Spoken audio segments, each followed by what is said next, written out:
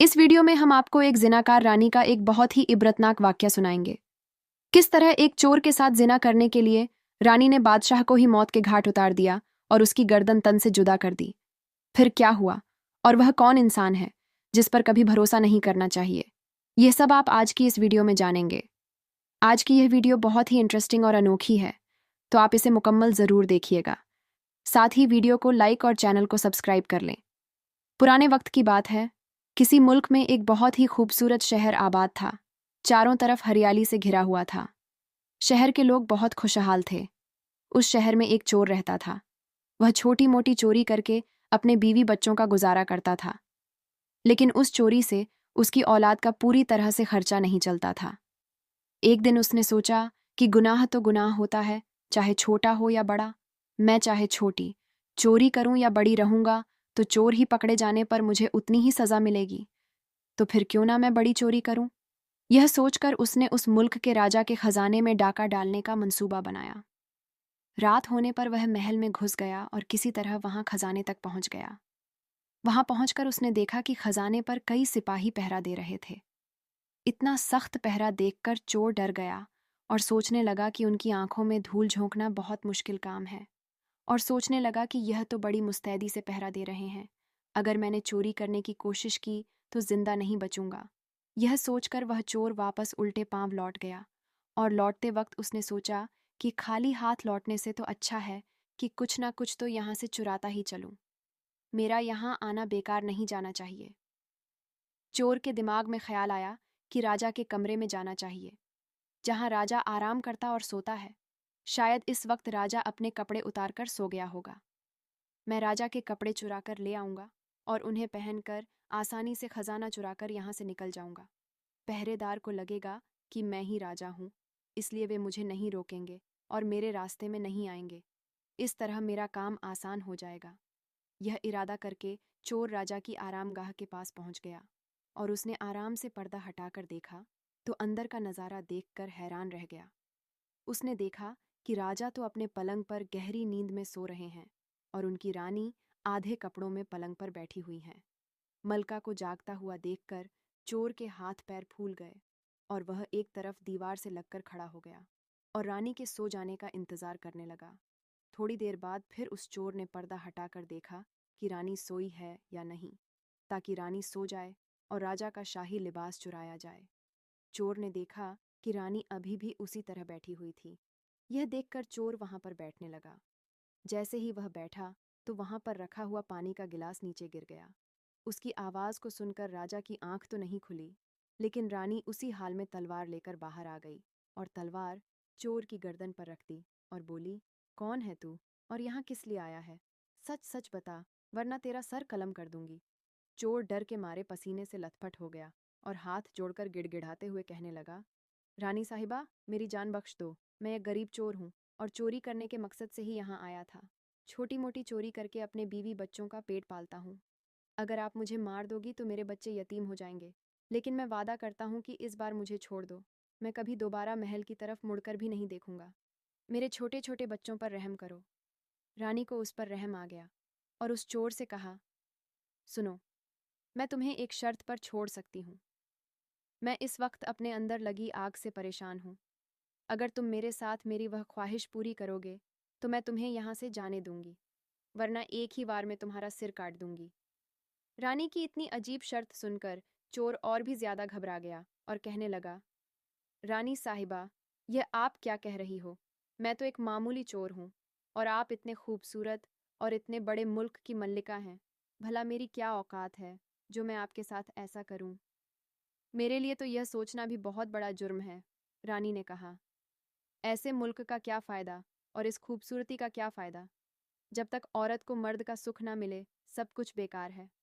तुम जैसे भी हो तो हट्ट कट्टे जवान सुनो। मैं कुछ नहीं सुनना चाहती। अगर तुम्हें अपनी जान प्यारी है तो मैं जैसा कहती हूँ वैसा ही करो, वरना मरने के लिए तैयार हो जाओ। रानी की ऐसी शर्त सुनकर चोर की जान हलक में अटक गई और सोचने लगा, आज मैं बहुत बड़ी मुसीबत में फंस गया। अगर मैंने रानी की बात नहीं मानी तो भी मारा जाऊंगा और मान ली तो भी मारा जाऊंगा। चोर बहुत बड़ी कशमकश में। गरीब चोर हूं और चोरी करने के मकसद से ही यहाँ आया था। छोटी मोटी चोरी करके अपने बीवी बच्चों का पेट पालता हूं। अगर आप मुझे मार दोगी तो मेरे बच्चे यतीम हो जाएंगे। लेकिन मैं वादा करता हूं कि इस बार मुझे छोड़ दो। मैं कभी दोबारा महल की तरफ मुड़कर भी नहीं देखूंगा। मेरे छोटे छोटे बच्चों पर रहम करो। रानी को उस पर रहम आ गया और उस चोर से कहा, सुनो, मैं तुम्हें एक शर्त पर छोड़ सकती हूं। मैं इस वक्त अपने अंदर लगी आग से परेशान हूं। अगर तुम मेरे साथ मेरी वह ख्वाहिश पूरी करोगे तो मैं तुम्हें यहां से जाने दूंगी, वरना एक ही वार में तुम्हारा सिर काट दूंगी। रानी की इतनी अजीब शर्त सुनकर चोर और भी ज्यादा घबरा गया और कहने लगा, रानी साहिबा, यह आप क्या कह रही हो? मैं तो एक मामूली चोर हूं और आप इतने खूबसूरत और इतने बड़े मुल्क की मल्लिका हैं। भला मेरी क्या औकात है जो मैं आपके साथ ऐसा करूं? मेरे लिए तो यह सोचना भी बहुत बड़ा जुर्म है। रानी ने कहा, ऐसे मुल्क का क्या फायदा और इस खूबसूरती का क्या फायदा? जब तक औरत को मर्द का सुख ना मिले सब कुछ बेकार है। तुम जैसे भी हो तो हट्ट कट्टे जवान सुनो, मैं कुछ नहीं सुनना चाहती। अगर तुम्हें अपनी जान प्यारी है तो मैं जैसा कहती हूं वैसा ही करो, वरना मरने के लिए तैयार हो जाओ। रानी की ऐसी शर्त सुनकर चोर की जान हलक में अटक गई और सोचने लगा, आज मैं बहुत बड़ी मुसीबत में फंस गया। अगर मैंने रानी की बात नहीं मानी तो भी मारा जाऊंगा और मान ली तो भी मारा जाऊंगा। चोर बहुत बड़ी कशमकश में पड़ गया कि आखिर करूं तो क्या करूं। आखिरकार उसने रानी के साथ जिनाह करने की बात कबूल कर ली और बोला, रानी साहिबा, मुझे थोड़ा सा वक्त दे दो। मुझे बहुत जोर से लगी है। पहले मुझे इस तंजे से फारिग होने दो। उसके बाद आप जैसा कहोगी और जिस तरह कहोगी मैं वैसा ही करूंगा। रानी ने तलवार के इशारे से बैतुल खला का रास्ता बता दिया। उसके बाद चोर उसकी तरफ चल पड़ा। रानी वहीं पर खड़ी होकर उसके वापस आने का इंतजार करने लगी। चोर ने इस बीच रानी की नज़र से बचकर वहां से भागने की कोशिश की। भागते भागते जब वह महल के दरवाजे पर पहुंचा तो जो सिपाही दरवाजे पर मौजूद था उसने उसे पकड़ लिया और उससे पूछताछ की। चोर डरा हुआ था। उसने सिपाही को सब सच सच बता दिया कि वह एक चोर है और महल में चोरी करने आया था। लेकिन रानी ने उसे पकड़ लिया और छोड़ने के बदले में एक शर्त रखी कि मैं उसकी नाजायज़ ख्वाहिश पूरी करूं। इसलिए मैं इस तंजे का बहाना बनाकर वहां से भाग आया। इस तरह से चोर ने गिड़गिड़ाकर सिपाही से अपने आप को छोड़ने की गुजारिश की। सिपाही ने कहा, देख भाई, मैं तुझे एक शर्त पर छोड़ सकता हूँ। चोर ने घबराकर पूछा, कैसी शर्त? सिपाही ने कहा, वो शर्त यह है कि तुम्हें अभी रानी के पास लौट कर जाना होगा और रानी से कहना होगा कि मैं तुम्हारी ख्वाहिश पूरी कर दूंगा, लेकिन उससे पहले तुम्हें अपने हाथ से राजा को मारना होगा। सिपाही की यह शर्त और भी ज्यादा मुश्किल थी।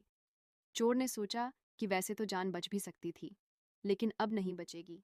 अगर रानी से यह बात कही तो रानी मेरा सिर काट देगी। अब चोर को चारों तरफ मौत ही मौत दिखाई दे रही थी। मजबूर होकर चोर वापस रानी के पास गया और बोला, रानी साहिबा, मैं आपके साथ ताल्लुक तो बना लूंगा और तुम्हें खुश भी कर दूंगा, लेकिन मुझे एक बात का डर है कि अगर ताल्लुक बनाते वक्त राजा साहब नींद से जाग गए तो ना आप बचेंगी और ना मैं राजा साहब। हम दोनों को मार डालेंगे, इसलिए आपको एक काम करना होगा। आप अपने हाथ से राजा का सिर काट दीजिए, फिर हम बेखौफ हो जाएंगे और अपना काम अच्छे से कर सकेंगे। अगर आप इतना कर सके तो मुझे आपकी शर्त मंजूर है, वरना मैं आपके हाथों मरना ही बेहतर समझूंगा। आप मुझे मार दीजिए। लेकिन रानी ऊपर तो उस वक्त हवस का भूत चढ़ा हुआ था। रानी चोर से कहने लगी, अभी लो, ये कौन सी बड़ी बात है? मैं अभी राजा को मौत के घाट उतार देती हूँ। इतना कहकर रानी ने दोनों हाथों से तलवार पकड़ी और सोते हुए अपने पति का सिर काट दिया। जब रानी ने राजा का सिर काट दिया तो सारा कमरा खून से लथपथ हो गया और राजा के खून से रानी भी सन्न गई। यह भयानक मंजर देखकर रानी बेहोश होकर गिर पड़ी, लेकिन वह चोर उसी वक्त वहां से फरार हो गया। सुबह महल में शोर मच गया कि किसी ने राजा को मार दिया, मगर राजा को मारने वाले का कोई पता नहीं चल पा रहा था। सब लोग बड़े हैरान थे कि राजा को सोते हुए किसी ने खत्म डाला। इधर रानी भी दहाड़ मार मार कर रो रही थी। इस बात को पूरे राजमहल में केवल वह सिपाही ही जानता था कि रानी और उस चोर में से किसी एक ने ही राजा को मारा है। लेकिन सिपाही ने इस बात का किसी से जिक्र नहीं किया। राजा की पूरी तैयारी हो चुकी थी। उधर रानी ने ऐलान कर दिया कि वह अपने राजा के साथ सती होना चाहती है, यानी राजा के साथ ही जलना चाहती हूँ। चाहती हूँ। रानी का यह ऐलान सुनकर किसी ने रानी पर शक नहीं किया, क्योंकि अगर रानी ने राजा को मारा होता तो वह राजा के साथ क्यों मरती? इधर रानी पूरी सज धज कर राजा की चिता पर जाकर बैठ गई। राज के सभी लोग चिता पर एक एक करके लकड़ी रख रहे थे और इस तरह सबसे आखिर में वह सिपाही भी राजा की चिता पर लकड़ी रख गया, जो इस राज्य को जानता था। उसने धीरे से रानी के कान में कहा, महारानी जी, आप तो सती हो जाएंगी, लेकिन मुझे इतना तो बता दो कि राजा को आपने मारा था या उस चोर ने। यह सुनकर रानी पैरों के नीचे से जमीन निकल गई।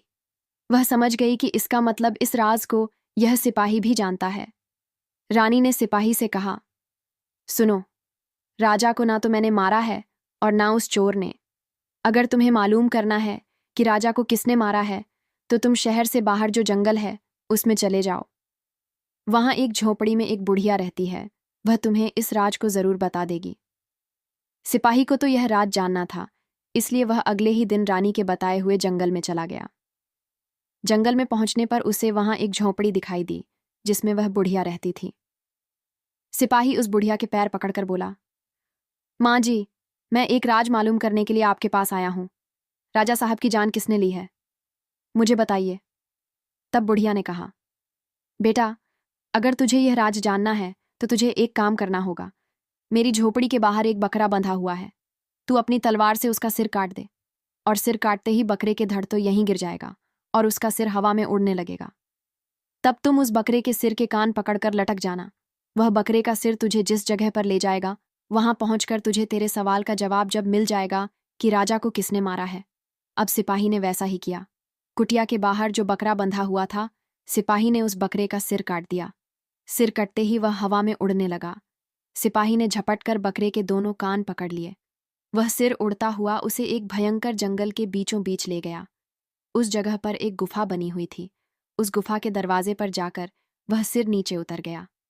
सिपाही सोचने लगा कि इस जंगल में तो कोई भी दिखाई नहीं दे रहा है, यहां भला कौन मुझे राजा की मौत का राज बताएगा। वह गुफा के दरवाजे पर खड़ा यह सोच ही रहा था, लेकिन उसे यह पता नहीं था कि यह गुफा एक दियों की है, जिसमें वह देव और उसकी एक बेटी रहते थे। अब शाम हो गई थी और वह देव अपने खाने पीने का इंतजाम करने के लिए बाहर गया हुआ था। उस गुफा के अंदर उसकी बेटी मौजूद थी। इधर जब देव की बेटी को किसी इंसान की बू मालूम पड़ी, तो वह बाहर निकलकर दरवाजे पर आई। उसने देखा कि एक हट्टा कट्टा नौजवान गुफा के दरवाजे पर खड़ा है। उसे देखते ही उसके दिल में हलचल पैदा हो गई। फिर उस देव की बेटी ने सोचा कि अगर मैंने इसे खा लिया तो मेरी एक वक्त की भूख मिट जाएगी, और अगर मैंने इसे जिंदा रखा तो यह नौजवान मेरे बहुत काम आएगा। देव की बेटी ने तभी एक हसीनो जमील खूबसूरत लड़की का रूप अख्तियार किया और उसके पास पहुंच गई। इतनी खूबसूरत लड़की सिपाही ने आज से पहले कभी नहीं देखी थी। गोरा चिट्टा रंग, बड़ी बड़ी आंखें, काले लंबे घने बाल।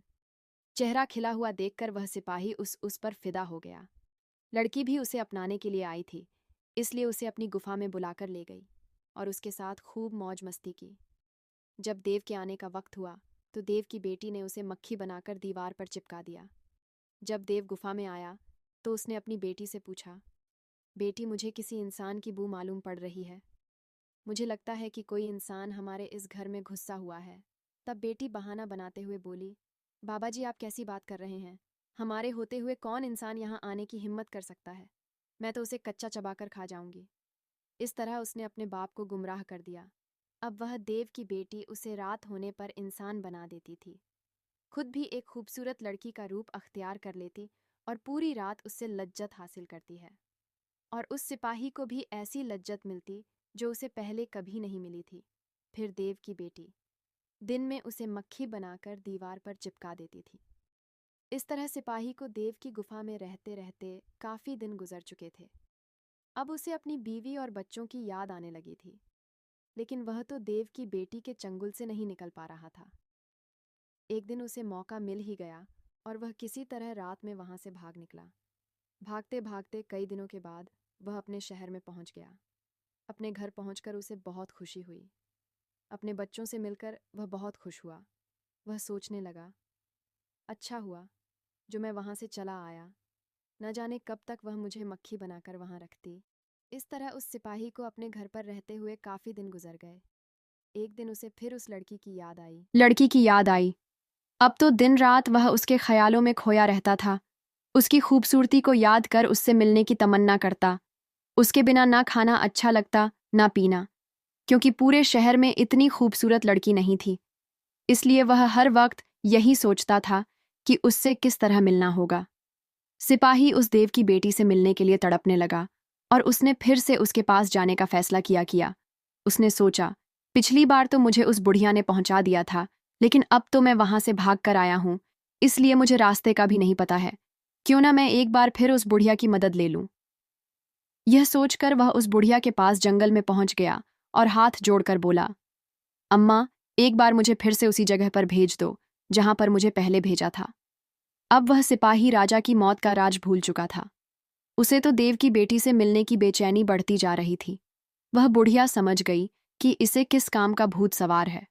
उस बुढ़िया ने कहा, बेटा, पहले तो मेरे पास एक बकरा था जिसके कान पकड़कर तुम वहां चले गए थे। अब तो वह भी नहीं है। अब मैं तुम्हें कैसे पहुंचा सकती हूं। तभी सिपाही ने कहा, अम्मा, मैं जिंदगी भर आपका गुलाम रहूंगा। एक बार उस लड़की से मुझे मिला दो।